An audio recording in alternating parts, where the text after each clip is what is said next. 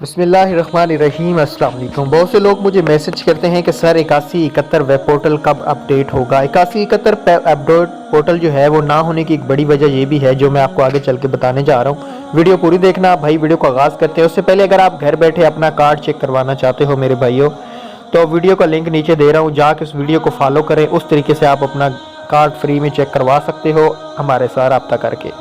तो चलें आज की वीडियो को शुरू कर लेते हैं।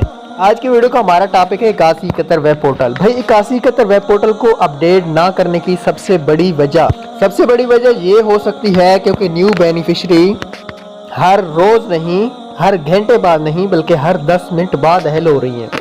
जैसा कि आपको मालूम है कि फिल्टर लगा हुआ है। 8171 वेब पोर्टल अगर गवर्नमेंट अपडेट करती है तो जो न्यू बेनिफिशियरी हैं चलो उनको तो 13,500 दिए जाएंगे पोर्टल के जरिए।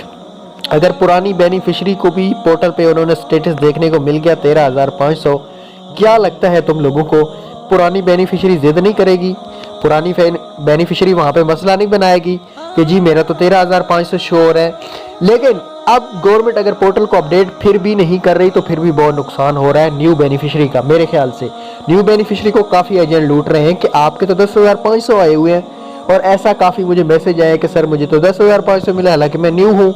तो अब इस चीज़ को गवर्नमेंट को सोचना चाहिए और उम्मीद है कि पोर्टल इंशाल्लाह आने वाले दिनों में अपडेट ज़रूर करेंगे। Thanks for watching.